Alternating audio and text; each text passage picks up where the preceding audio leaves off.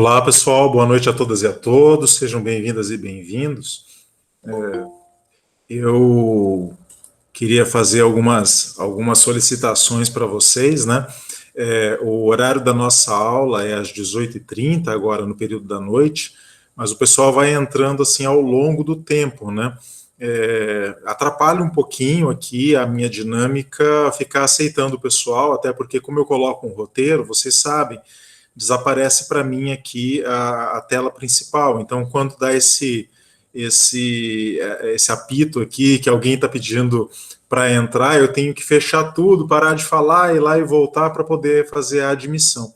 Então, se vocês puderem fazer o ingresso na sala, tá, um pouquinho mais pontualmente, eu vou conseguir também dar início um pouco mais pontualmente na aula às 18h30, né?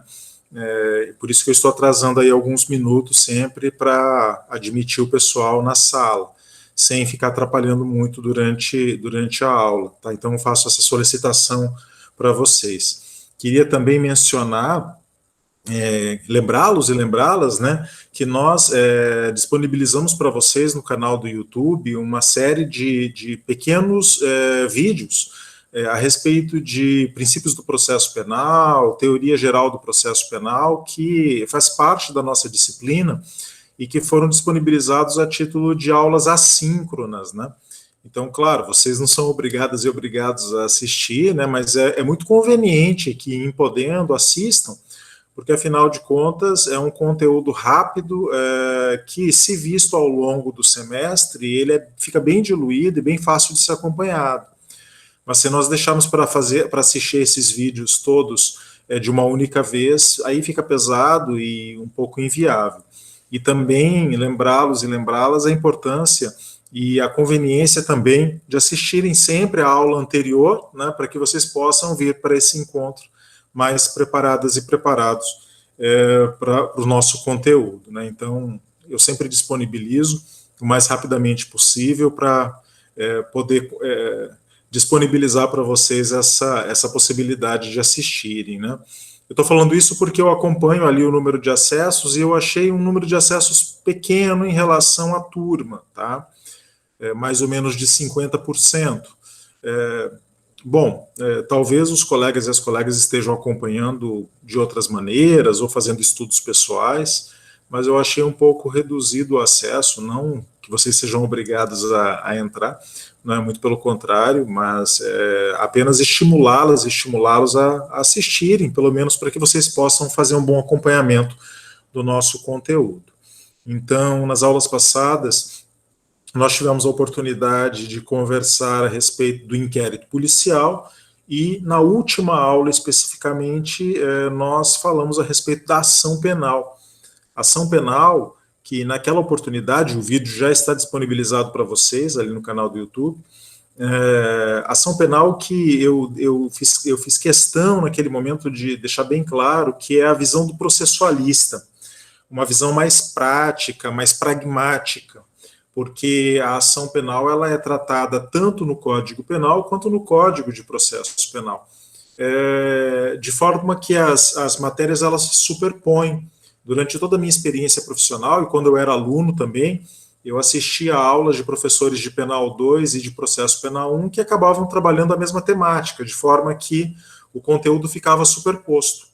É por isso que eu, durante tantos anos, como professor de Processo Penal, fui construindo uma aula de ação penal que não realizasse essa superposição, de modo que o professor de penal ele aborda os aspectos mais teóricos da ação penal, os aspectos materiais, e eu aqui na minha aula abordo os aspectos mais práticos da ação penal.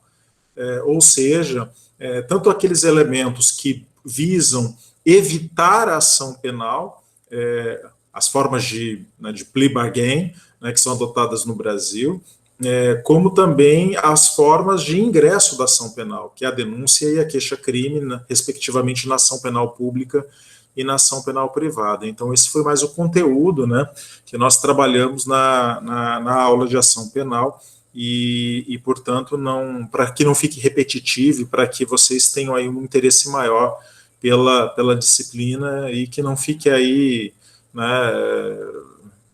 muito repetido em relação a direito penal 2. Bom, então, dito isso, hoje nós vamos adentrar aqui num outro tópico da nossa disciplina. Eu vou começar a fazer aqui para vocês o compartilhamento de tela, só um segundo. Eu acho que vocês, aqui para mim pelo menos já está compartilhado, acredito que vocês já devam estar vendo. Se não estiverem vendo, me falem, né? O silêncio de vocês eu receberei como aceitação, né? Se não virem, falem que aí eu faço o procedimento novamente aqui. Hoje eu gostaria de entrar nessa nova temática com vocês, que é uma temática entrecortada por diversos pequenos procedimentos, tá? E que geralmente a gente trabalha depois da ação penal, que é essa questão chamada, já começa assim, né? Questões e processos incidentes. Por quê? Porque são pequenos procedimentos que podem acontecer incidentalmente numa ação principal, numa ação penal condenatória.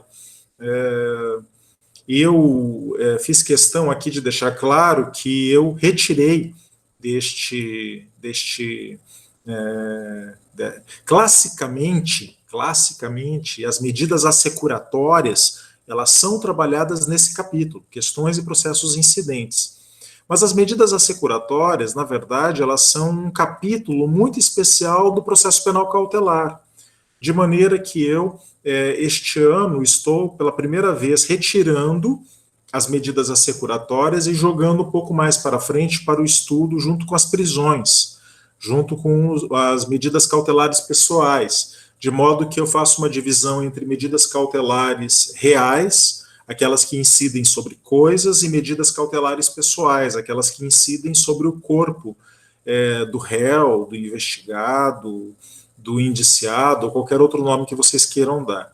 Então, eu retirei as medidas assecuratórias, de modo que hoje nós vamos estudar aqui as questões e processos incidentes em geral. Ok? Bom, primeiramente, então, cumpre perguntar o que é uma questão prejudicial. E o próprio nome já nos dá a direção. Uma questão jurídica, né, que prejudica o conhecimento de uma ação penal. Ora, nós sabemos, não é novidade para nenhum de nós aqui, que o juiz criminal, ele tem competência muito específica. Não é à toa que nós falamos que o juízo ele é criminal ou cível. Cível é lato sensu, englobando todas as matérias que não sejam criminais. Portanto, o juízo criminal ele é muito específico, ele tem uma competência para conhecer tipos penais, fatos que configurem tipos penais e aplicar sanções de natureza criminal. Ele não tem competência para conhecer matérias que são da competência do juiz cível lato sensu.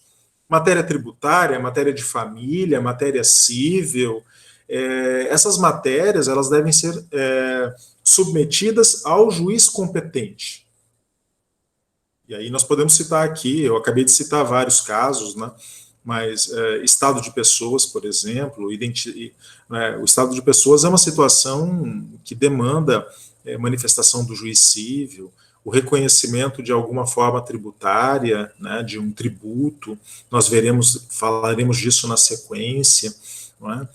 Ou seja, nós vamos encontrar no curso de um processo penal muitas situações que brecam a atividade do juiz criminal para guardar uma manifestação que é prejudicial, uma manifestação que prejudica o andamento do processo penal. Vai ficar um pouco mais claro para vocês aqui fazendo a leitura dos artigos que eu destaquei no Código de Processo Penal, né? Primeiramente, eu faço uma leitura conjunta aqui dos artigos 92 e 93, que deixam bem clara essa situação que eu estou mencionando para vocês. Vejam só.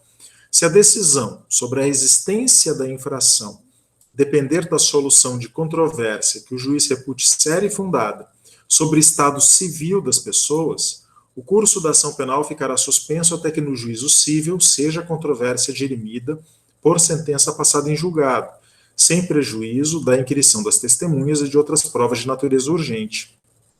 Claro, o juiz criminal ele não tem competência para julgar o estado civil das pessoas. E muitas vezes pode acontecer de um determinado crime trazer como elemento, como elementar do tipo criminal, uma questão de Estado civil. Né? Os crimes contra a ordem familiar, eles trazem muitas vezes essa questão. E se há uma dúvida, essa dúvida deve ser dirimida por juízos, pelo juiz civil. Não caberia ao juiz criminal declarar o estado civil das pessoas, evidentemente. É claro que essa declaração não faria coisa julgada, não é? Pelo simples fato de que o juiz criminal não tem competência para analisar essa questão, ainda mais fora de um processo próprio, princípio do devido processo legal. Cada situação deve ser resolvida dentro do seu devido processo legal, não incidentalmente num devido processo legal que visa uma outra finalidade. Vejam, da mesma maneira, o artigo 93 diz que, se o reconhecimento da existência da infração penal depender de decisão sobre questão diversa da prevista no artigo anterior, Estado civil das pessoas, da competência do juízo civil, e se neste houver sido proposta ação para resolvê-la, o juiz criminal poderá, desde que essa questão seja de difícil solução e não houvesse sobre direito cuja prova a lei civil limite, suspender o curso do processo após a inquirição das testemunhas e realização de outras provas de natureza urgente. Eu menciono, vejam, o artigo ele faz uma ressalva, ele diz, desde que não seja de difícil solução. Muitas vezes a questão está transparente para o juiz criminal, não é? Mas, vejam, a situação ela se torna difícil na medida em que, se eu fosse juiz do cível, para julgar essa questão do Estado civil, ou uma questão civil diversa do Estado civil, eu tivesse que instruir o processo, é porque essa questão é difícil. Veja, se eu demando instrução probatória para resolver um problema de Estado civil, de propriedade, há uma dúvida sobre a propriedade de um bem, essa dúvida está colocada, e ela não é transparente, não está transparente quem é o proprietário do bem. Somente uma decisão do juiz civil poderá determinar quem é o proprietário do bem. São questões que geram dúvida no espírito do julgador criminal. E se essa dúvida existe, é justo e é legal que ele aguarde a manifestação do juiz competente, do juiz que tem competência para analisar essa situação, para que então ele possa reconhecer ou não reconhecer a tipicidade de um delito. Então, aqui nós temos, como regra, nos artigos 92 e 93, a questão prejudicial. E a questão prejudicial colocada num sentido muito amplo, tá? Porque juízo cível não quer dizer apenas juiz cível, direito civil estrito sensu. Não.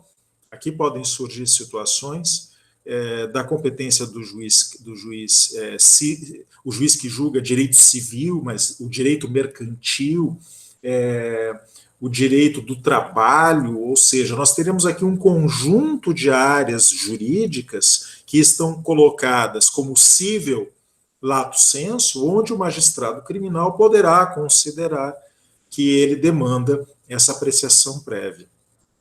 Eu gosto muito de citar aqui um caso que era muito recorrente quando eu comecei a advogar. Eu, advogado muito jovem ainda, nos primeiros anos da minha atuação, eu atuei muito perante a Justiça Federal e também perante a Justiça Estadual em crimes contra a ordem tributária. E nesses delitos havia uma situação muito peculiar, né? Muito peculiar. Hoje está um pouco diferente, nós vamos ver por quê. Àquela época, o fisco comparecia até uma empresa, uma pessoa jurídica, e realizava uma autuação. Né? Autuava aquela empresa como devedora de um tributo, por não ter recolhido aos cofres da União ou do Estado um certo tributo. E, naquela época, o que fazia o fisco? Abria um procedimento administrativo tributário perante a administração tributária e comunicava ao Ministério Público Federal, quando o tributo é federal, ou estadual, quando o tributo é municipal ou estadual, da prática de um crime contra a ordem tributária, de uma sonegação. De modo que não era incomum que começasse a tramitar um processo administrativo tributário, onde geralmente o autuado comparecia e realizava sua defesa técnica com o advogado, dizendo ou que não sonegou aquele tributo, ou simplesmente que o valor devido não era aquele, sabe-se lá. E, paralelamente, o Ministério Público, ao receber o comunicado desta prática, ele ingressava com uma denúncia pelo crime contra a ordem tributária. Então, oferecia lá uma denúncia pelo artigo 1º ou 2º da Lei 8.137 de 1990, que é a Lei dos Crimes contra a Ordem Tributária no Brasil. E começava a tramitar 2 processos paralelos, um administrativo e um penal. Pasmem vocês, que não era incomum que o processo criminal tramitasse mais rapidamente que o processo administrativo. E chegávamos a condenações criminais, né, por sonegação de tributo. O processo, inclusive, transitava em julgado e depois surgia uma decisão administrativa da Receita Federal ou da Receita Estadual, reconhecendo que aquele tributo não era devido, que havia sido um erro da própria administração tributária. E isso criava um paradoxo. A própria administração tributária, que realizou a autuação, reconheceu posteriormente que a sonegação fiscal não existiu. Mas o juiz criminal, considerando a palavra da vítima, que comunicou a prática de um delito, condenou o sujeito pelo crime o crime contra a ordem tributária. Ou seja, de modo que surgia, a posteriori, uma causa superveniente que fulminava a materialidade do delito. Fulminava. Dizia ou a materialidade ou até mesmo a tipicidade. De modo a dizer, olha, não houve a supressão do tributo. Se não houve a supressão do tributo, não tem materialidade, não tem corpo de delito. Ou houve uma diminuição do pagamento de tributo, mas essa diminuição do pagamento de tributo foi legal, ou seja, não é típica do direito penal. Isso criava um maior problema. Nós, advogados, tínhamos que ingressar com habeas corpus, ou até mesmo com uma revisão criminal, para desconstituir a coisa julgada criminal, em virtude de uma causa superveniente. Ou seja, uma situação que poderia ser evitada, né, e eu cansei de, nas defesas prévias, alegar isso, né, pedir que os juízes criminais suspendessem a ação penal até a decisão administrativa. E os juízes criminais tinham maior dificuldade em aceitar esse pedido. Eles mandavam tocar o processo, alegando que as esferas criminal e tributária eram autônomas, independentes, e que, portanto, uma coisa não influenciava na outra. Bom, vejam, tanto influencia, não é? E tanto nós batemos nessa tecla que depois o Supremo Tribunal Federal, posteriormente, acabou editando a súmula vinculante número 24, né? Que diz exatamente a tese que nós mencionávamos. Não se tipifica crime material contra a ordem tributária prevista no artigo 1º, incisos 1 a 4 da Lei 8.137 de 90, antes do lançamento definitivo do tributo. E quando se dá o lançamento definitivo do tributo? Após o término do procedimento administrativo fiscal, se esse procedimento for movido pelo autuado. Então, se o autuado quiser se defender administrativamente perante a administração pública tributária, o procedimento criminal não poderá ser intentado pelo Ministério Público. Ou seja, a súmula vinculante 24 estabelece uma causa prejudicial. Uma causa prejudicial que nós, advogados, à época, mencionávamos e solicitávamos ao Poder Judiciário, que não era reconhecida pelos juízes de primeiro grau de jurisdição, infelizmente. Tá? Portanto, tenho em mãos, né, questões prejudiciais poderão surgir a qualquer hora, a qualquer momento no processo, e derivados de questões jurídicas ou fáticas até mesmo, que devem ser resolvidas em outras áreas que não a do juízo criminal. E se isso acontecer, não tenham aí pudores em solicitar a suspensão do processo com base no 92 ou com base no 93, para que vocês possam resolver primeiramente essa questão no juízo competente. Perfeito? Questões prejudiciais, portanto, superadas. Exceções. Essa palavra exceções, ela sempre gera dúvidas, não é? Porque o que são exceções? Exceções são defesas, não é? São defesas. Exceções aqui são esse vocábulo é utilizado pelo Código de Processo Penal e também pelo Código de Processo Civil como sinônimo de defesa. Eu estou excepcionando algo, né? E estou excepcionando algo como uma preliminar ao mérito. Tá? O mérito só poderá ser analisado depois de observada essa defesa. E, portanto, as exceções, elas têm algumas características que eu queria mencionar para vocês aqui. Uma exceção, em regra, essa defesa, ela é realizada no primeiro momento em que o réu comparece aos autos, que ele tem que falar nos autos. E qual é esse momento? É o momento da defesa prévia ou resposta à acusação. No vídeo anterior, quando nós falamos de ação penal, eu trabalhei aqui com vocês naquele vídeo os artigos 395, 396 e 397 do Código de Processo Penal, que é o recebimento da denúncia ou da queixa. Tá?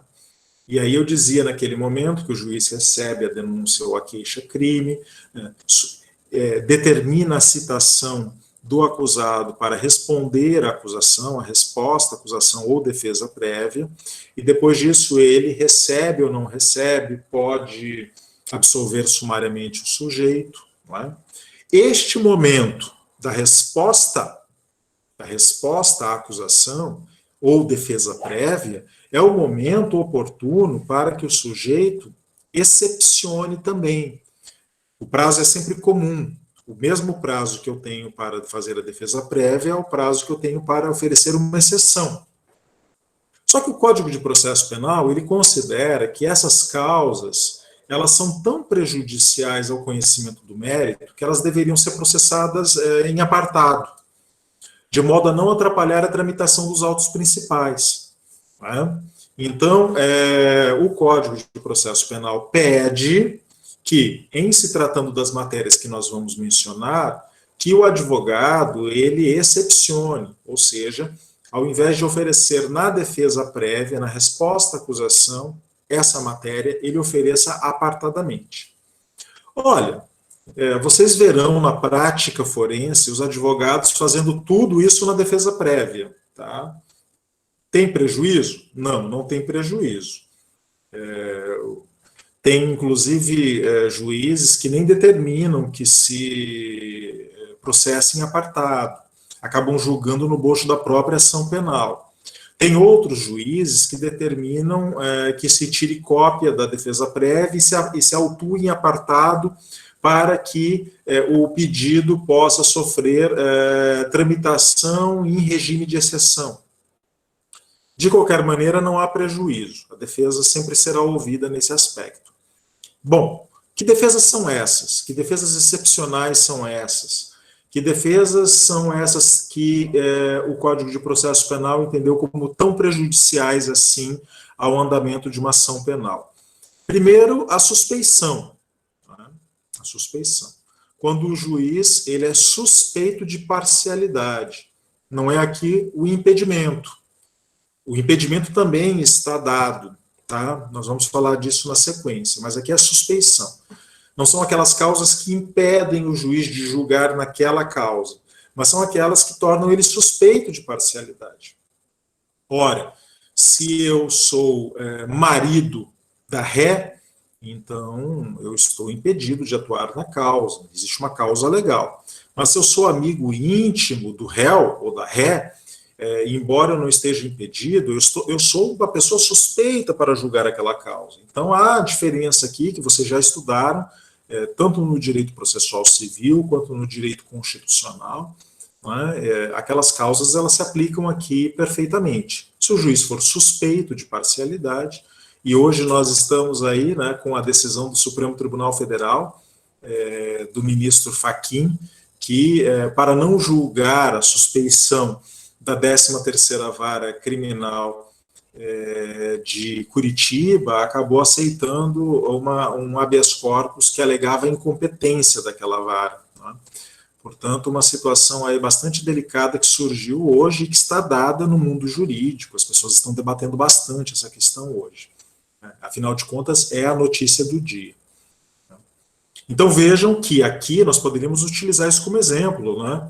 Você alega já na fase da defesa prévia que o juiz é suspeito de parcialidade para conhecer daquele caso. Os motivos podem ser os mais variados, né? Os mais variados. E aí cabe, evidentemente, a parte que alega suspeição demonstrar essa suspeição, prová-la. Afinal de contas, nós vamos presumir aí que o juiz não é suspeito. A suspeição, a arguição de suspeição tem que ser demonstrada minimamente para que o juiz seja afastado da causa. Essa é a função, afastar um juiz da causa para que um outro juiz possa assumi-la.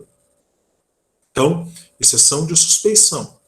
Mas não só, também a incompetência de juízo. Eu acabei de mencionar nesse caso, que foi julgado hoje pelo Fachin, que ele, para não julgar a suspeição, acabou acatando a incompetência, porque a 13ª Vara Criminal de Curitiba, ela criou uma espécie de competência universal, né? Qualquer situação que acontecesse com um certo réu ou com um grupo de réus em qualquer parte do Brasil, ela se considerava competente para conhecer do caso, né?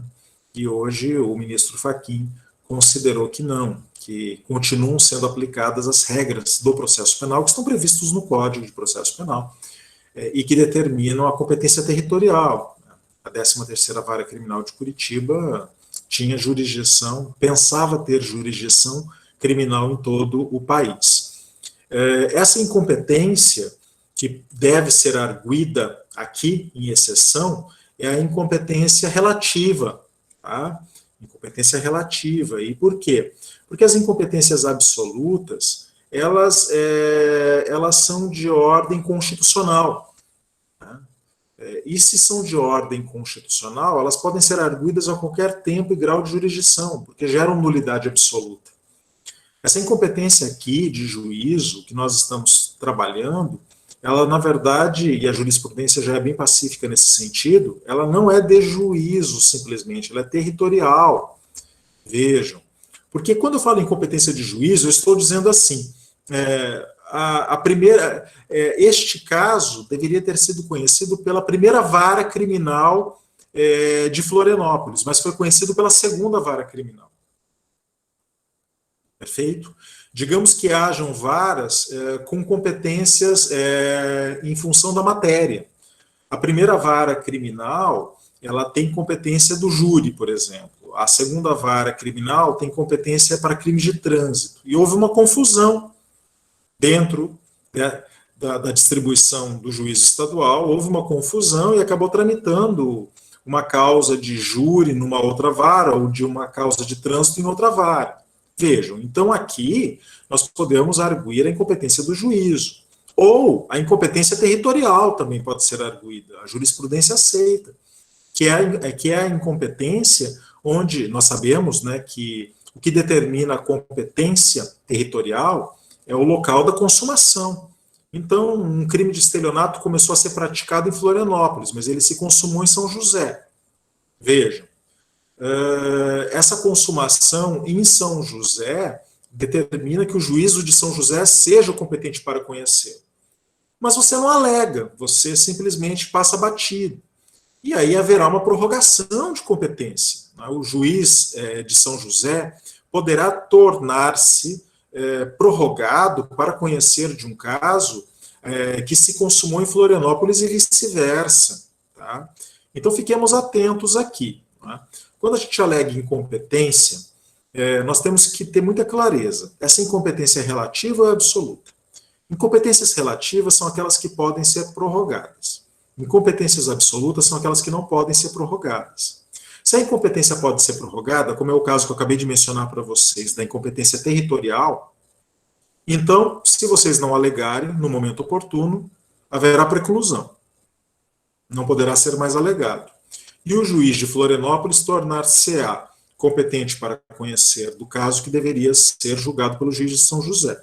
Mas, quando a incompetência for de ordem absoluta, por exemplo, juiz estadual julgando uma causa que é da competência do juiz federal, pode? Não, não pode. E vice-versa. Não pode. Nesse caso, a incompetência é de ordem absoluta e poderá ser arguída a qualquer tempo e grau de jurisdição, não somente através de uma exceção. Né? Litispendência. Né? Vamos falar, inclusive, aqui da litispendência e da coisa julgada, né, em conjunto. Coisa julgada, o caso já foi, o fato já foi julgado, já há uma decisão anterior. Litispendência, há dois processos tramitando com as mesmas partes, com o mesmo fato e a mesma causa de pedir. Igual lá no processo civil. Se há uma dessas causas prejudiciais, esse processo deve ser, essa causa deve ser analisada. Se tem coisa julgada, esse processo deve ser extinto, porque esse procedimento está realizando um bis in idem. Se há litispendência, o procedimento no qual nós estamos excepcionando deve ser juntado ao outro, deve ser anexado. Não pode tramitar dois procedimentos. Portanto, questões que devem ser analisadas aí em exceção. E, enfim, a ilegitimidade de parte. Né? Vejam vocês. É possível uma confusão? Claro, na prática nós vemos isso. Não é incomum, não é incomum que causas que a princípio seriam da competência do Ministério Público sejam ingressadas por partes, por particulares, querelantes e vice-versa. Pode acontecer e, portanto, nós poderíamos alegar aí a ilegitimidade da parte, tanto a ilegitimidade ativa quanto a ilegitimidade passiva, pela via da exceção. Né? Portanto, questões que devem ser arguidas nessas defesas preliminares, chamadas exceções que nós estamos mencionando. Eu falei para vocês que o impedimento também está previsto, né? O Código de Processo Penal não colocou aqui, mas poderia ter colocado. O impedimento está previsto no artigo 112. O juiz, o órgão do MP, os serventuários, os funcionários da justiça e os peritos ou intérpretes, portanto, todos os serventuários aqui citados, abster-se-ão de servir no processo, quando houver incompatibilidade ou impedimento legal, que declararão nos autos. Se não se der abstenção, a incompatibilidade ou impedimento poderá ser arguído pelas partes, seguindo-se o processo estabelecido para exceção de suspeição. Então, o impedimento também está colocado aqui. E, igualmente, né, como no impedimento, a suspeição também está prevista para o Ministério Público, para os serventuários, para os jurados, né, todos eles, MP, serventuários e jurados, poderão ser suspeitos. Eu poderei arguir suspeição, exceção de suspeição contra todos eles. No caso da polícia, especificamente, o artigo 107 traz uma regra diferente. Não se poderá opor suspeição às autoridades policiais nos atos do inquérito, mas elas deverão declarar-se suspeitas quando ocorrer motivo legal. E por quê? Por que essa regra? Porque o inquérito policial, ele é inquisitorial. Eu sempre brinco com vocês, inquérito policial não foi feito para provar inocência, foi feito para provar culpabilidade. Via de regra, né? Via de regra. Não deveria ser assim, mas é assim que funciona. Então, o Código de Processo Penal não considera que policiais sejam suspeitos de parcialidade. Talvez até porque essa parcialidade faça parte da atuação profissional do policial. Né? Mas existe uma ressalva. Se houver suspeita, aliás, se houver suspeição, a autoridade policial deve se declarar, deve dizer, olha, eu sou suspeito para agir nesse caso. E por quê? Porque se ficar comprovado que a autoridade era suspeita ou impedida para atuar no caso e, mesmo assim, silenciou e acabou atuando, ele poderá estar cometendo crime de prevaricação. Então, vejam, Não se pode arguir a suspeição da polícia, da autoridade policial, do delegado, por exemplo. Mas se o delegado for suspeito, é, digamos, conveniente que ele diga, que ele se autodeclare suspeito, pena de poder responder depois por prevaricação ou, quiçá, por crime de abuso de autoridade, né, a depender da situação que surgir aqui. Perfeito? O prazo eu já mencionei para vocês, está no artigo 108 do Código de Processo Penal, e será realizada a exceção no mesmo momento em que eu realizo a defesa prévia. Fui citado da ação, tenho que responder à ação. Com a defesa prévia, já ofereço a exceção também. Se eu oferecer a defesa prévia e não oferecer a exceção no mesmo momento, haverá uma preclusão e, portanto, aí eu não terei mais possibilidade de fazer. Perfeito? Bom, vocês devem perguntar, tá, perfeito, e qual é a consequência jurídica do reconhecimento da exceção? Isso está dado no artigo 101. Tá?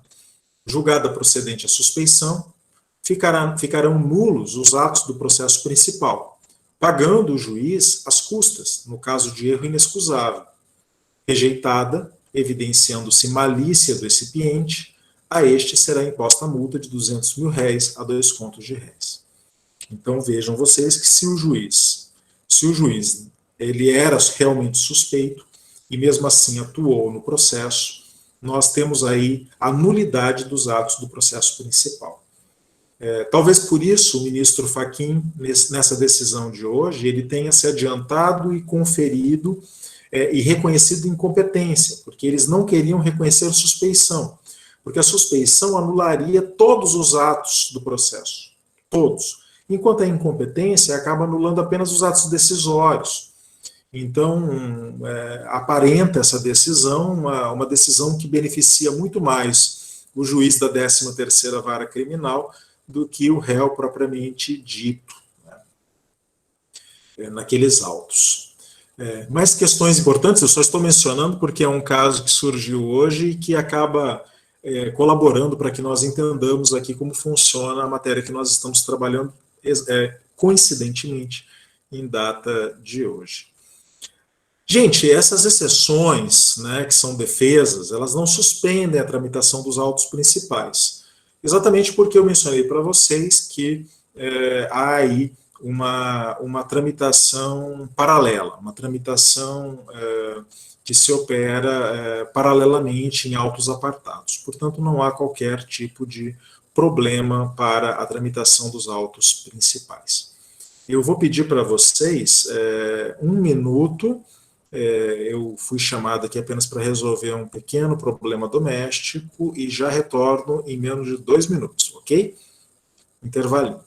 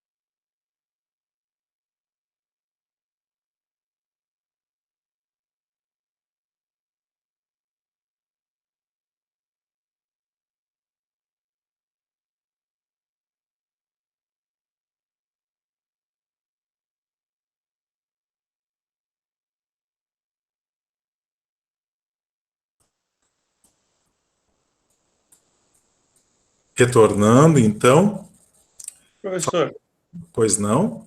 tirar uma dúvida, não sei se o momento é oportuno. Claro, fique à vontade.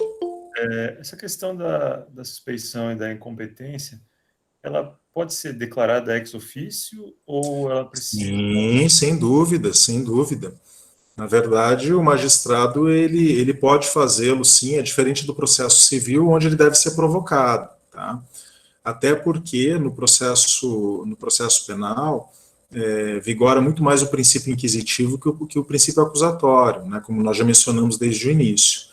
Isso dá poderes excepcionais para o magistrado de regularidade procedimental. Então, se o juiz ele reconhecer qualquer causa dessas, ele tem, né, inclusive, que declará-la ex officio, sem sombra de dúvida. Ok? Tá bom, obrigado. Então, retornando, nós vamos falar um pouco a respeito de conflito de jurisdição. Eu estou mencionando aqui para vocês questões de incompetência, por exemplo, não é? E o conflito de jurisdição, ele é muito interessante, porque o conflito de jurisdição, ele pode se operar tanto positiva quanto negativamente, né? Nós chamamos de conflito positivo de jurisdição quando dois juízes se dizem competentes para julgar uma causa. E nós chamamos de conflito negativo de jurisdição o conflito existente entre dois juízes que se negam a conhecer da causa. Dizem que são ambos se dizem incompetentes para conhecer daquela causa. E aí a questão que surge é, bom, se eu tenho dois juízes de mesma hierarquia se dizendo competentes ou incompetentes, como é que a gente resolve esse problema? Uma questão simples, na verdade. Tá? E eu já vou dar a solução para vocês aqui, antes de adentrarmos nos artigos. Vejam, sempre quem irá julgar o conflito de jurisdição é a autoridade imediatamente superior aos juízes que se contradizem. Pouco importa aqui se o conflito é positivo ou negativo.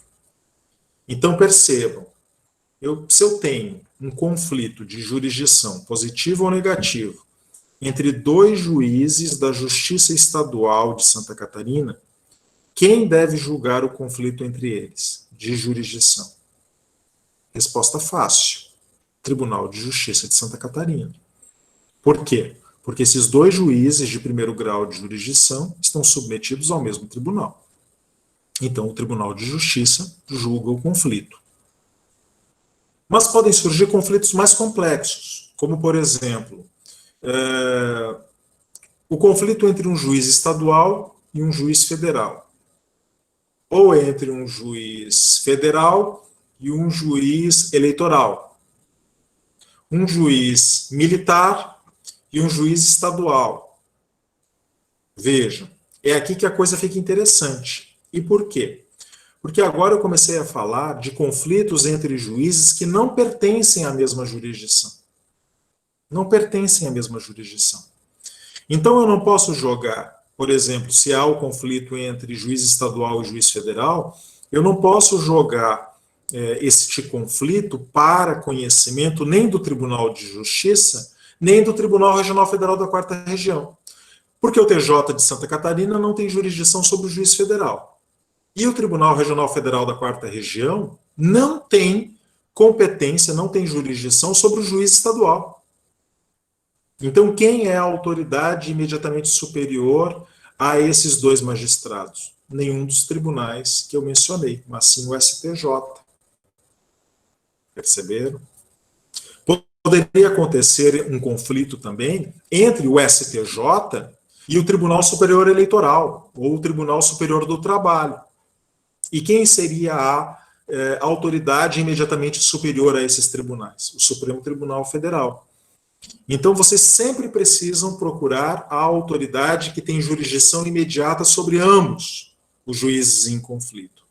Não é difícil, muito pelo contrário, é uma situação bastante elementar, né?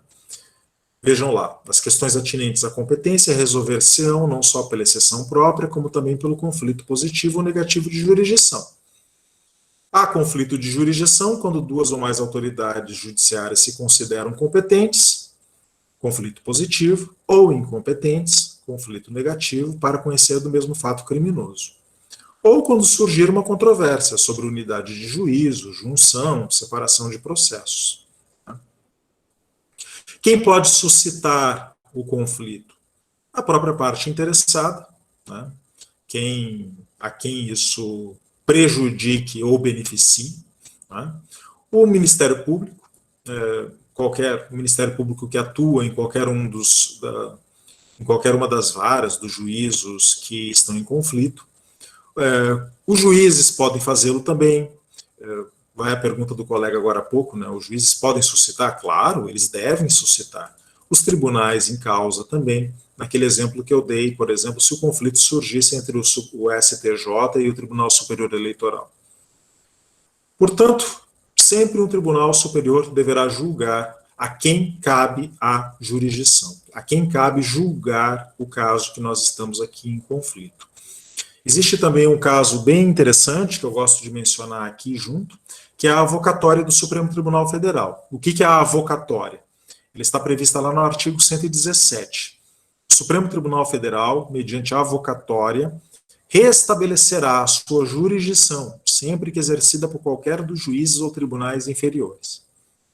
Gente, não é incomum que um juiz de primeiro grau de jurisdição ou um tribunal acabe resvalando e realizando atos que seriam da competência do Supremo Tribunal Federal, ou até mesmo indo contra uma decisão do Supremo Tribunal Federal. Então, para essas situações, o Supremo detém a prerrogativa de avocar os autos. A avocação, a avocatória é uma ordem. O Supremo ordena que o processo suba até esta instância para que ele analise se houve uma violação da sua competência, da sua jurisdição, e restabeleça esta competência. Então, aí é um poder que o próprio Supremo Tribunal Federal possui e que está dado tanto no Código de Processo Penal quanto na Constituição da República. Nós veremos no momento oportuno. Tá? Mas tudo para que nós mantenhamos íntegro o sistema de distribuição de competências da Constituição. Eu quero mencionar para vocês que competência é uma matéria muito fundamental. Ela foi criada pela Constituição, é a Constituição que distribui competências. E, portanto, a violação às competências constitucionalmente estabelecidas, elas são graves, são muito graves, e levarão quase sempre à nulidade de ordem absoluta. Como não poderia deixar de ser, se há uma violação de norma constitucional, essa violação deve ser considerada grave e, portanto, uma nulidade de ordem absoluta. Se a violação é de leis infraconstitucionais, ela poderá levar a uma nulidade de ordem absoluta, mas também poderá levar a uma nulidade de ordem relativa. Vocês estudarão nulidades com o professor ou professora de Processo Penal 2. Restituição de coisas apreendidas. Fiquem à vontade se quiserem fazer perguntas e interromper ou deixar ao final também. Tá? Outro procedimento incidental, que é muito comum também, né, bem comum, é o procedimento de restituição de coisas apreendidas. E aí a primeira pergunta que eu faço é: o que se apreende num processo criminal? Que tipo de coisas são apreendidas no processo criminal? Olha, é quase impossível que um processo criminal não tenha alguma coisa apreendida, tá? Quase todos têm. Bom, a primeira resposta que eu dou é: a primeira coisa que se apreende são provas. Provas. E por quê? Porque eu preciso de provas de autoria e de materialidade. Então, a primeira coisa que se apreende, que está no horizonte do processo criminal para ser apreendido, são provas. Essas provas, elas podem ser papéis, podem ser documentos, podem ser vestígios, Podem ser instrumentos do crime ou podem ser produtos do crime. Perfeito? É por isso que eu coloco ali provas, instrumentos e produtos. Entendido que prova acaba abarcando os instrumentos e os produtos, porque o produto e o instrumento são provas também. Perfeito? Só que nós vivemos num mundo capitalista e algumas dessas provas, elas terão valor econômico, né? Propriedade privada, e deverão ser restituídas ao seu legítimo proprietário, se não interessarem ao processo. Tá? Eu falarei bastante a respeito disso para vocês quando trabalharmos a teoria da prova. Tá? Mas já fica a dica aqui, né? Se alguma coisa material com valor econômico foi apreendida porque interessava ao processo, agora nós devemos nos perguntar se essa coisa é passível de ser devolvida ou não ao seu legítimo proprietário. E por quê? É a função da restituição. Nós temos por função aqui, primeiramente, resguardar direitos de terceiros e resguardar direitos do réu absolvido. Perfeito? E nós veremos aí que, inclusive, não apenas do réu absolvido. Às vezes o réu pode ser condenado, mas aquela coisa pode ser devolvida para ele, em algumas hipóteses. E por quê? Porque a Constituição Brasileira de 88, ela repudia o confisco. Né? O confisco, ele configura um tipo de afastamento da propriedade privada. E o processo criminal, há a previsão de algumas hipóteses de confisco que são muito questionadas na jurisprudência e na doutrina a sua constitucionalidade. Mas vamos deixar essa questão para depois. Tá? Vejam só. Portanto, eu gostaria que vocês tivessem claro o seguinte: havendo instrumentos do crime e produtos do crime apreendidos, há que se questionar qual é a natureza lícita ou ilícita e econômica desses instrumentos, para que nós nos perguntemos se eles são passíveis ou não de restituição. Primeira coisa. Então vamos acompanhar. Primeiramente, oportunidade da restituição. Ou seja, o tempo, o quando.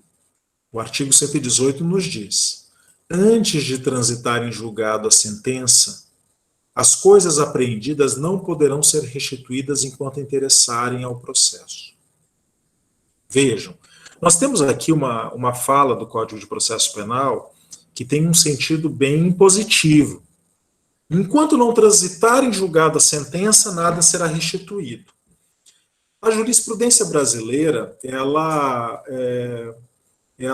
digamos, relativizou esta fala do 118.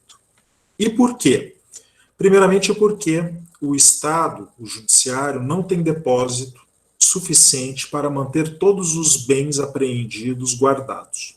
Isso demandaria muito dinheiro e muito investimento, né, do Estado brasileiro. Então, também há interesse do Estado devolver aquelas coisas apreendidas, desde que elas não interessem mais ao processo. E quando que elas não interessam mais ao processo? Quando eu já realizei o laudo pericial, quando eu já bati a fotografia, quando eu já registrei a prova. Se a prova já está registrada, eu posso não precisar mais da coisa. Vejam, né? Talvez ali, eu vou dar um exemplo aqui qualquer, né? Um crime que foi praticado com um veículo automotor. Vejam. Né? Não estou falando de crime de trânsito, mas pode ser. Né? Uma vez que já foi feita a perícia sobre o automóvel, uma vez que já foram batidas as fotografias do automóvel, eu não preciso manter esse automóvel apreendido. Eu posso devolvê-lo ao seu legítimo proprietário, seja ele o réu, seja ele um terceiro, porque eu poderia estar dirigindo um carro de terceiro. Então, para que mantê-lo apreendido? Então, a jurisprudência já relativizou isso. Não. Se eu já fiz a perícia, se eu já consolidei a prova, eu posso devolver este bem que eventualmente foi utilizado na prática de um delito para o seu legítimo proprietário. Artigo 119. As coisas às que se referem os artigos 74 e 100, que é o atual artigo 91 do Código Penal, não poderão ser restituídas mesmo depois de transitar em julgado a sentença final, salvo se pertencerem ao lesado ou a terceiro de boa-fé. E aqui a questão é a seguinte: que coisas são essas? Aqui talvez seja o coração da restituição. O artigo 91 do Código Penal diz que são efeitos da condenação a perda em favor da União, vejam, ressalvado o direito do lesado ou de terceiro de boa-fé, dos instrumentos do crime, desde que consistam em coisas cujo fabrico, alienação, uso, porte ou detenção constitua fato ilícito. Queridos, vejam, eu vou dar um exemplo aqui que vai facilitar o entendimento. Eu acabei de mencionar o caso de um automóvel. O sujeito, na prática do delito, usou um automóvel. Vejam, a questão a se perguntar é: este automóvel, ele foi utilizado eventualmente na prática do delito ou ele é instrumento de crime? E aí vocês falariam: como eu respondo essa pergunta, professor? Eu vou dar um exemplo aqui, que para mim é o exemplo mais perfeito dessa situação, que é o exemplo do contrabando e do descaminho. Vejam, aquelas pessoas que praticam contrabando ou descaminho, não é incomum que elas façam alterações no automóvel, criando fundos falsos para acomodar as mercadorias que serão contrabandeadas. Na medida em que eu apreendo um automóvel na posse de um contrabandista, ele está utilizando esse automóvel para cometer um crime. A pergunta é: este automóvel é instrumento do crime ou não é, ou é instrumento eventual do crime? Eu faço uma perícia e a perícia constata que não há fundo falso, não houve alteração do automóvel. Então esse automóvel ele foi utilizado eventualmente na prática do delito. Inclusive ele pode ter sido um automóvel emprestado. Eu usei o carro da minha mãe, do meu tio, e acomodei as mercadorias contrabandeadas no porta-malas, no banco traseiro do automóvel, tá? Mas sem alterar o carro. Vejam, então esse bem, ele não é um bem ilícito. Ele é um automóvel, propriedade privada de alguém, seja do réu, seja de terceiro, que não foi transformado em instrumento criminoso, portanto ele não tem nada de ilícito. E este automóvel deve ser devolvido ao seu legítimo proprietário. Seja ele o criminoso ou não. Então eu, réu, depois que a perícia foi realizada e constatou que não houve alteração alguma, este carro não interessa mais ficar num depósito judicial. Ele pode e deve ser devolvido ao réu. Ele pode e deve ser devolvido ao terceiro de boa-fé, legítimo proprietário da coisa. Mas, a teor do artigo 91, inciso 2, a linha A, se este automóvel ele foi alterado para a prática do delito, então ele se tornou um instrumento de crime. Ou seja, uma coisa que constitui fato ilícito. É o caso de quando eu crio os fundos falsos para acomodar a droga, para acomodar o contrabando, para acomodar a mercadoria descaminhada. Então, eu já não estou mais falando de um bem lícito. Eu estou falando de um bem ilícito, de um bem que foi transformado para servir como instrumento para a prática de delitos. A teor do artigo 91, este bem deve ser perdido para a União. Veja, perda em favor da União. A não ser, por exemplo, que eu tivesse pego o carro da minha mãe e criado esse fundo falso para trazer contrabando do Paraguai, sem o conhecimento dela, e então ela é terceira de boa-fé, não é? E, portanto, ela tem o direito a se restituir desse bem, mesmo que alterado. Perfeito? Ou do produto do crime. Vejam vocês, o produto do crime. Tá? Aquilo que foi conseguido como lucro do produto, lucro da prática do delito. Vejam, geralmente, esse produto do crime ele tem um proprietário. A coisa furtada, a coisa roubada, essas coisas têm um proprietário. Se esse proprietário é conhecido, se esse proprietário aparece, se esse proprietário ele reivindica a coisa, é claro que essa coisa tem que ser devolvida para o seu legítimo proprietário. Não há dúvida disso. Ela não será perdida em favor da União. Mas, nos casos onde esse proprietário não aparece, não reivindica a coisa, ele não é conhecido, então, neste caso, haverá a perda do produto do crime em favor da União. Não é? Então, aqui vocês têm o coração, no artigo 91, daquilo que pode ser restituído e daquilo que não pode ser restituído. Vejam. Eu vou citar um exemplo aqui para vocês, inclusive, que aconteceu comigo na minha prática profissional, que é muito elucidativo. Vejam. Eu atuei num caso de extorsão mediante sequestro, que foi um caso de repercussão nacional, né, desses casos que passam no Fantástico todo dia, né, onde um médico contratou pistoleiros para realizar o sequestro de outro médico e pediu o resgate. Pois bem, esses pistoleiros, eles utilizaram armas para cometer o sequestro. E essas armas, elas pertenciam ao meu cliente, que era o dentista cunhado do médico sequestrador. Eram armas registradas e legais, todas no nome dele. E o cunhado médico chega e pede as armas emprestadas para o seu cunhado dentista, alegando que era para uma exposição, com fins culturais. E, inadvertidamente, o sujeito empresta as armas. É claro que a legislação naquela época era bem mais condescendente com isso, né? Hoje isso não aconteceria com tanta facilidade, mas esse processo faz muito tempo e nós já temos aí outras normas, outras normativas a respeito da situação. E nós conseguimos demonstrar nos autos que aquelas armas, embora tenham sido utilizadas num crime grave, elas eram armas legais, pertencentes a uma pessoa que não praticou o delito e não teve qualquer tipo de participação nele. Portanto, elas deveriam ser restituídas ao seu legítimo proprietário. E assim aconteceu.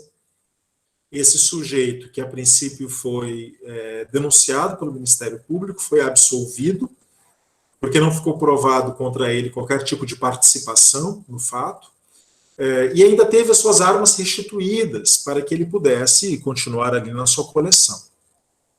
Percebam? Portanto, não se impressionem com as situações, né? Mesmo armas do crime poderão ser restituídas ao seu legítimo proprietário quando ficar provado que elas são legais, quando ficar comprovado que elas pertencem à propriedade legal de um sujeito determinado. Né? A competência para restituição será da autoridade policial ou do juiz, mediante termo nos autos, desde que não exista dúvida quanto ao direito do reclamante. Essa é uma questão fundamental.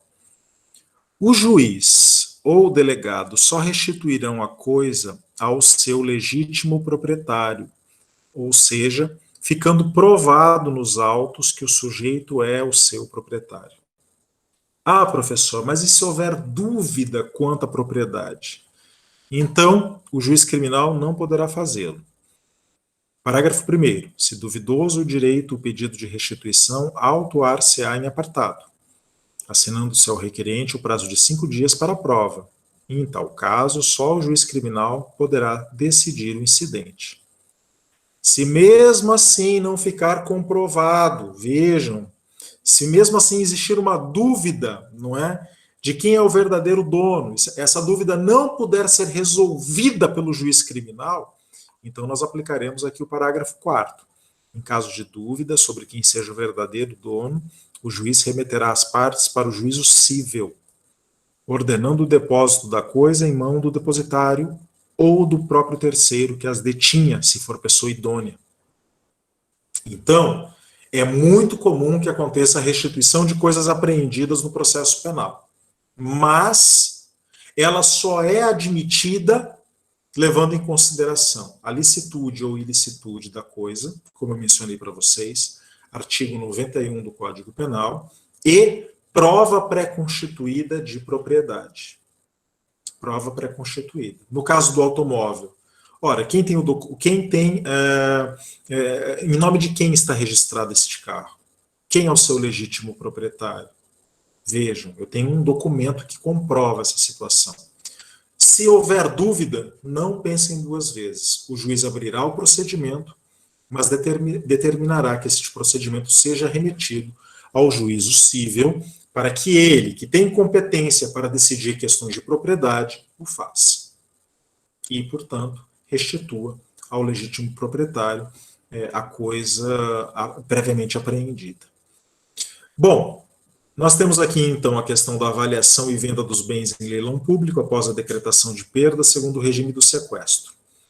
Sem prejuízo do disposto no 120, as coisas apreendidas e não devolvidas, evidentemente, porque não houve possibilidade de devolução jurídica ou fática, serão alienadas, no mesmo regime do sequestro. Vai a alienação, a asta pública, a coisa é leiloada, e os valores aí, portanto, são decretados, é decretada a perda desse valor para a União. Mas eu posso ter também o abandono da coisa, que está no artigo 123. Acontece? Muito, acontece bastante. Fora dos casos previstos nos artigos anteriores, se dentro de 90 dias, depois que transitou em julgado a sentença final, seja ela condenatória ou absolutória, os objetos apreendidos não forem reclamados ou não pertencerem ao réu, serão vendidos em leilão, depositando-se o saldo à disposição do juízo dos ausentes. Acontece muito, bastante. Aqui interessa para que vocês saibam qual é o destino das coisas apreendidas. E os instrumentos do crime? Os instrumentos do crime, cuja perda em favor da União for decretada, aquelas coisas do 91 que nós mencionamos, serão inutilizados ou recolhidos a museu criminal, se houver interesse na sua conservação. Então, se é uma arma do crime, se é um instrumento do crime, se está naquele regime do 91, então deve ser destruído. Então, vejam, um automóvel que foi transformado num instrumento de contrabando, que foi transformado num instrumento de tráfico de drogas, com vários fundos falsos, ele poderá ser destruído. Se o carro não foi reclamado, por exemplo, por algum motivo, ou ele foi confiscado, e existe essa possibilidade agora, sequestrado, então ele poderá, sim, ser utilizado pelo próprio Estado.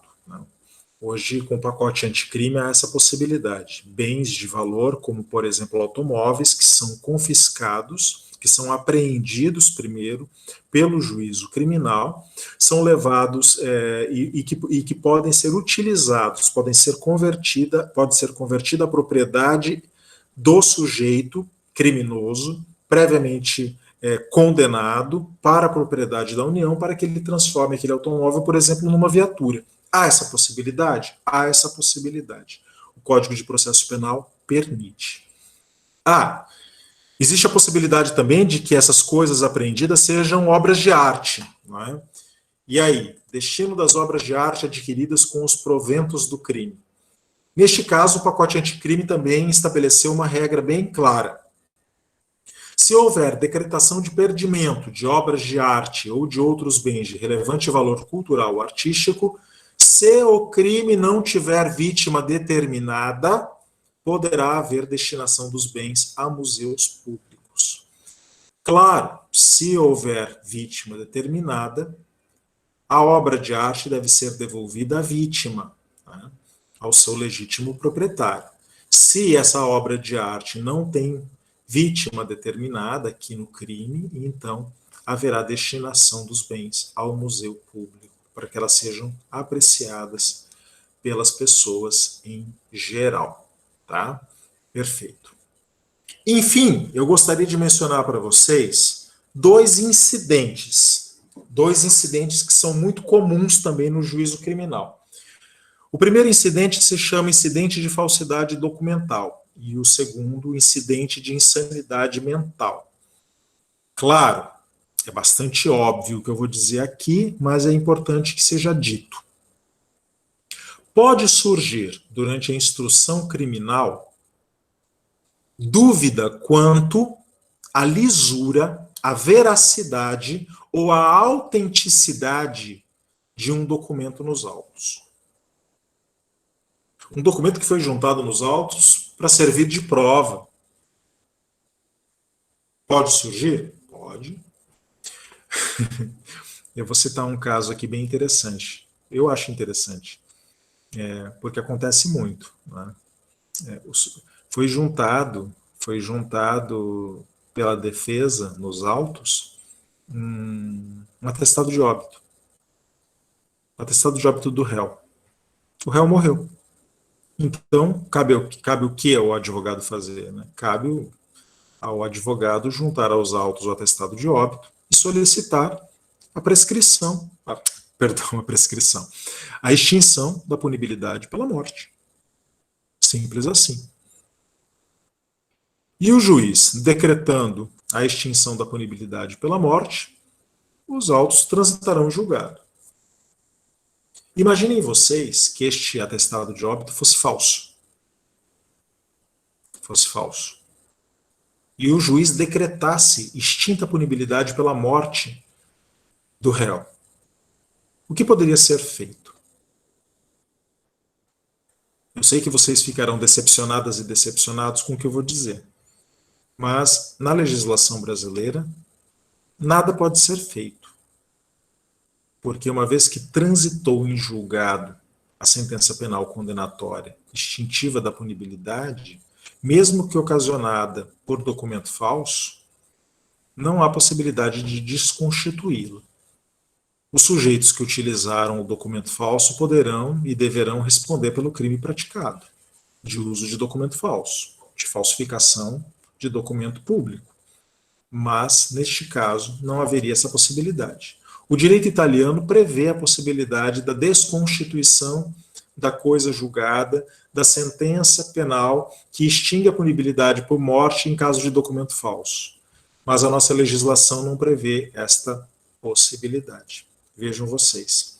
Agora imaginem vocês que o Ministério Público, ou a parte ex-adversa, desconfiasse antes, com a juntada deste documento aos autos, que ele desconfiasse da sua autenticidade, desconfiasse da sua lisura, talvez porque este documento aparentemente tenha sido rasurado, porque talvez este documento possa ser uma falsificação, porque ele possa não ser veraz. Então, caberá à parte interessada provocar o juiz um incidente de falsidade documental. E o magistrado deverá autuar em apartado este incidente de falsidade documental para fazer a verificação desta possível falsidade. Quero lembrá-los aqui que falsificações de cunho ideológico não podem ser comprovadas por perícia, porque o que é falso no documento ideológico, na falsidade ideológica, são as ideias, não o documento. O documento é perfeito. Então imaginem vocês, um documento, esse mesmo caso, a certidão é a certidão de óbito, expedida pelo cartório, competente para fazê-lo, mas o próprio cartório foi induzido em erro. Então o que é falso nesse documento? É o papel? Não. É o carimbo? Não. É a assinatura? Não. O que é falso nesse documento é a ideia que está colocada nele. Então a perícia, com microscópio, com reagentes químicos, não vai conseguir determinar a falsidade, porque a falsidade ela é da veracidade, não da autenticidade. Neste caso, o juiz precisará buscar provas que sejam aptas a demonstrar essa falsidade. Por exemplo, a prova testemunhal. A prova testemunhal pode ser uma prova importante para definir uma falsidade ideológica. Ou outros documentos, a juntada de outros documentos que comprovem que Os fatos narrados naquele outro documento são falsos. Mas quando eu falo de autenticidade, quando eu falo de rasuras, quando eu falo da assinatura, quando eu falo da possibilidade do documento ter sido criado ou alterado, então eu estou falando de falsidade material. E a falsidade material, ela é comprovável via perícia, não é? Com reagentes químicos, com microscópio simples, com lupas, com aumento do documento. Então, aí, neste caso, o juiz poderá, inclusive, determinar que o documento seja submetido a uma perícia técnica, para que ele diga se aquele documento é verdadeiro ou falso. Tá? Então, claro, os documentos são provas importantes, que podem induzir a situações bastante graves e importantes dentro do processo, e se uma das partes ela arguir a falsidade do documento, o magistrado deverá, diante da desconfiança de que estas razões elas sejam plausíveis, ele poderá aceitar o pedido da arguição e determinar que este documento seja submetido a um incidente de falsidade documental. A não ser que para o juiz aquilo seja um absurdo, né? O juiz pode achar que não, isso aqui é só para atrapalhar os autos, este documento é claramente verdadeiro. Poderá estar errado o juiz? Pode, às vezes o juiz erra também, não é? No excesso de confiança, mas pode acontecer do juiz indeferir o pedido por acreditar que esse pedido ele foi infundado. Talvez porque aquele que arguiu, a parte que arguiu a falsidade não tenha trazido elementos suficientes de convencimento dele. Há essa possibilidade. Depois vocês podem fazer uma leitura do artigo 145, 146, 147 e 148 do Código de Processo Penal. Isso aqui fica como uma tarefa de casa. E, enfim, eu gostaria de mencionar para vocês, para a gente terminar essa aula de hoje, o incidente de insanidade mental do acusado. Lembrem-se, quando vocês estudaram direito penal, ainda, lá na teoria do crime, nós dizíamos que o crime é uma conduta típica, antijurídica e culpável. E que a culpabilidade é o juízo de reprovabilidade que recai sobre conduta de imputável, que tinha ou podia ter o conhecimento da antijuridicidade do fato, sendo-lhe exigível o comportamento conforme ao direito. Então, o primeiro dos elementos da culpabilidade é a imputabilidade. Depois, a exigibilidade de comportamento conforme ao direito e o conhecimento da antijuridicidade. Mas a imputabilidade é muito importante, porque a imputabilidade vigora no Brasil o sistema vicariante. E pelo sistema vicariante, eu preciso determinar se o sujeito é imputável e, portanto, passível de pena, ou se ele é inimputável e passível de medida de segurança. Claro. Portanto, se há desconfiança que o réu possa ser considerado inimputável ou semi-imputável, eu tenho que submetê-lo ao exame de insanidade mental. Vejam, o colega ali fez aquela pergunta que é muito importante. O juiz pode fazê-lo de ofício? Deve. No processo penal, ele deve fazê-lo. Mas se não o faz, ele deverá ser provocado pelas partes interessadas. Vejam, também aqui, no incidente de insanidade mental do acusado. Se o nosso sistema fosse acusatório puro, o juiz não poderia fazê-lo. Deveria a parte interessada arguir. Mas o nosso processo ainda é muito inquisitorial. Portanto, o juiz tem poder para, ex officio, instaurar este incidente. Tá? Vejam vocês o artigo 149. Quando houver dúvida sobre a integridade mental do acusado, o juiz ordenará, de ofício, ou a requerimento do MP, do defensor, do curador, ou do ascendente, descendente, irmão ou cônjuge do acusado, seja submetido a exame médico legal. Esse exame poderá ser feito ainda durante o inquérito, o juiz deverá nomear um curador para acompanhar o acusado, não é? E outras questões administrativas aqui que eu não vou mencionar. Se o réu estiver preso, ele será internado no manicômio judiciário, onde houver. Se estiver solto e o requererem os peritos, em estabelecimento adequado que o juiz designar. Mas, vejam, aqui nós temos uma definição, se ele estiver preso, se ele estiver solto, não necessariamente deverá ser internado no manicômio. Tá? Este exame não durará mais de 45 dias, para que os médicos psiquiatras possam fazer a avaliação, a não ser que os peritos demonstrem necessidade de maior prazo que deveria ser requerido ao magistrado.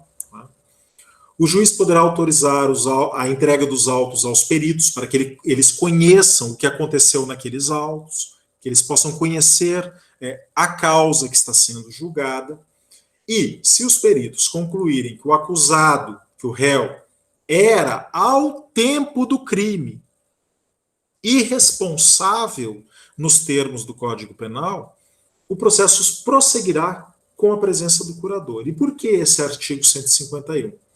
Meus caros, vocês já sabem a resposta. Se os peritos concluírem que o sujeito era inimputável ao tempo da infração, o processo tem que tramitar. E tem que chegar a uma sentença final. Essa sentença final, que impõe a medida de segurança, ela tem natureza absolutória. Por quê? Porque se eu era inimputável ao tempo da prática do delito, então, se falta imputabilidade, falta culpabilidade. Se falta culpabilidade, não existe crime. Então, eu devo ser absolvido. Mas o Código Penal prevê a imposição de um ônus. Qual ônus? A medida de segurança. Medida de segurança que decorre de uma sentença penal absolutória. Então, vigora aqui o princípio do tempus regit actum. Se a inimputabilidade é contemporânea ao fato criminoso, então eu deverei ser absolvido com fundamento no Código Penal, na inimputabilidade, mas arcando com uma medida de segurança. Agora, existem outras situações. Mas e se verificar que a doença mental, ela sobreveio à infração? Vejam, aqui os peritos estão concluindo que ao tempo da infração, ao tempo do crime, o sujeito era imputável. Mas depois da prática do delito, houve uma doença mental. Então, neste caso, para garantir a ampla defesa, o processo deverá continuar suspenso até que o acusado se restabeleça. Claro, o princípio da ampla defesa é do contraditório. Se sobreveio uma doença mental, eu me tornei incapaz para estar no processo. É uma incapacidade processual. Eu não tenho condições de me defender. E, portanto, o processo deverá ficar suspenso até que eu me restabeleça para poder me defender. É bem diferente. Inimputabilidade à época do fato, doença mental superveniente posterior ao fato. Perfeito? Aqui também nós temos algumas definições sobre a suspensão do processo. Não é? O juiz poderá ordenar a internação do acusado em manicômio judiciário ou em outro estabelecimento adequado. O processo retomará o seu curso, desde que se restabeleça o acusado. Vejam, ficando-lhe assegurada a faculdade de reinquirir testemunhas que houverem prestado depoimento sem a sua presença. Isso aqui é princípio do contraditório. Se alguma testemunha foi ouvida enquanto ele estava impossibilitado pela doença mental, então ele terá o direito depois de ouvir essas testemunhas, de reinquiri-las, para que se realize o contraditório nos autos. É direito dele. O incidente de insanidade mental se processa em autos apartados, não é? E depois de apresentado o laudo, será apenso ao processo principal. E se a insanidade mental sobrevier no curso da execução da pena? Bom, Se for no curso da execução da pena, então aqui eu já tenho uma sentença transitada em julgado. O sujeito já está cumprindo a pena, não é? Então, neste caso, o Código de Processo Penal, ele remete à LEP, a Lei de Execuções Penais. E o que diz a lei? A Lei de Execuções Penais. Artigo 108 da LEP e 183. O condenado, portanto, o sujeito está cumprindo a pena, o condenado a quem sobrevier doença mental será internado em hospital de custódia e tratamento psiquiátrico. Aqui, o sujeito foi condenado à pena criminal, à pena de prisão, mas durante o curso desta condenação, do cumprimento desta pena, sobreveio doença mental. Então, ele será internado no hospital de custódia e tratamento. E o 183. Quando, no curso da execução da pena privativa de liberdade, que o sujeito estava preso, por exemplo, numa penitenciária, e sobreveio doença mental ou perturbação da saúde mental, o juiz de ofício, a requerimento do MP, da Defensoria ou da autoridade administrativa, poderá determinar a substituição da pena por medida de segurança. Então, a possibilidade de substituição.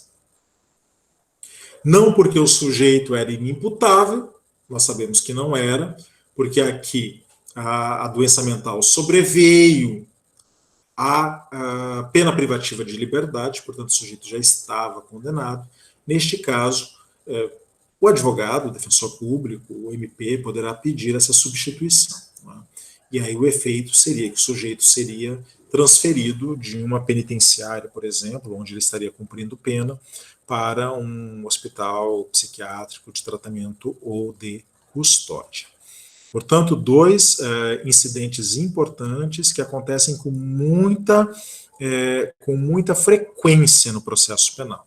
O incidente de insanidade mental, para que nós possamos verificar aí se o sujeito era imputável ou não, e o incidente de falsidade documental, para verificar se a prova juntada aos autos ela é veraz ou não veraz, se ela é autêntica ou não autêntica. Lembrando que veracidade diz respeito ao conteúdo e a autenticidade diz respeito à integridade do documento. A veracidade induz a falsidade ideológica. A autenticidade ou falta de autenticidade induz a falsidade de modelo documental, falsidade de modelo material. Perfeito? Com isso, eu dou encerrada a apresentação deste tópico e pergunto se vocês têm alguma questão que gostariam de colocar agora ao final da aula. Deixa eu verificar aqui no nosso chat se surgiu alguma questão. Eu tive duas questões durante a aula. Pois não, Ana Carolina, eu não estava olhando o chat, mas você pode fazer agora a oral. Tranquilo. O que acontece se o bem que foi apreendido sofreu algum dano durante a apreensão? Se ele sofreu dano? É. Em virtude da apreensão? Tipo, mal guardaram em um lugar errado, ou aconteceu, aconteceu uma inundação no lugar onde guardavam os carros. Perfeito, Ana. Perfeito, já entendi.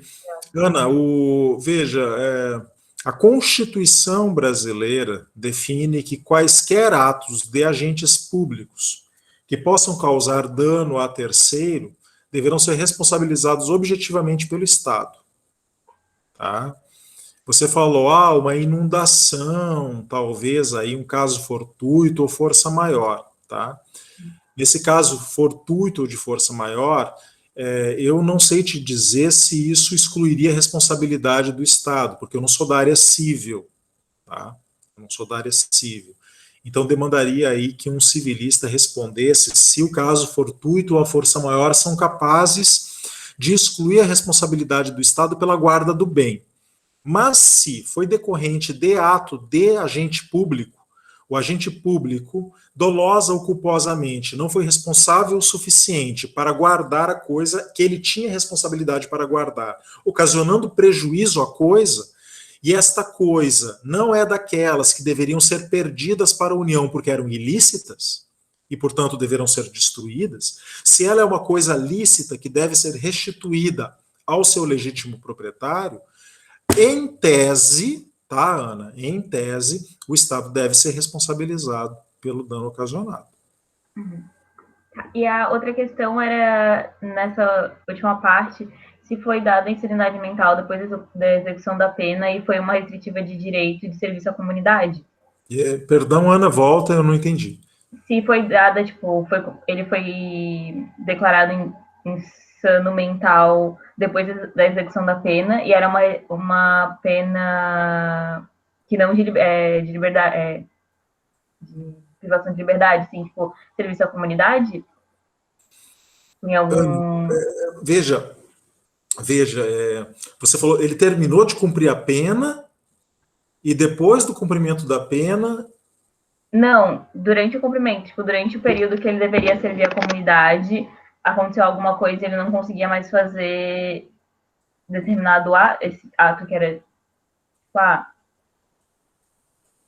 o caso que me veio à cabeça foi... Perfeito. Ele estava cumprindo. Você quer dizer que ele estava cumprindo uma pena alternativa, por exemplo? Isso. Uma pena. Isso. Sim, Uhum. aí não, né, Ana? Aí seria desproporcional. Né? Aí seria desproporcional. Porque aí, no caso, veja, sobreveio a insanidade mental. Tá? Sobreveio. Então, aí é o caso a caso. O juiz vai ter que avaliar o caso. Se você me disser que esse sujeito ele possa se tornar perigoso e vir a praticar um novo delito, é uma outra situação. Agora, se sobreveio uma doença mental, enquanto o sujeito ele estava cumprindo uma pena, por exemplo, restritiva de direitos, aí não haveria, por exemplo, proporcionalidade em transformar isso numa medida de segurança de internação compulsória. Tá? Mas nós temos que analisar o caso concreto, porque existem muitas situações que podem surgir aí. Eu imaginei que não poderia entrar em, tipo, hospital de custódia e tudo mais, mas teria uma mudança da pena ou ele só seria... Tipo, então não faz nada? É que a lei de execução penal fala em pena privativa de liberdade, né? O sujeito está cumprindo ali uma condenação por privativa de liberdade. Eu não saberia te responder agora tão especificamente assim, tá? Mas posso fazer uma pesquisa e fazer um levantamento mais específico. Nunca vi uma situação tão específica assim quanto a que você levanta, tá? É que eu pensei em casos de pessoas que têm, tipo, começam a ter episódios de esquizofrenia durante essa execução da pena por questões alheias a isso, e aí acabam sendo impossibilitados de continuarem intervindo. Sim. Entendi. Eu vou fazer uma pesquisa um pouco mais específica neste caso aí que você traz, tá, Ana? E aí eu posso te responder ali por e-mail. Tá bom, obrigada. Bom fim de semana. Para você também. Obrigado. Mais alguma questão?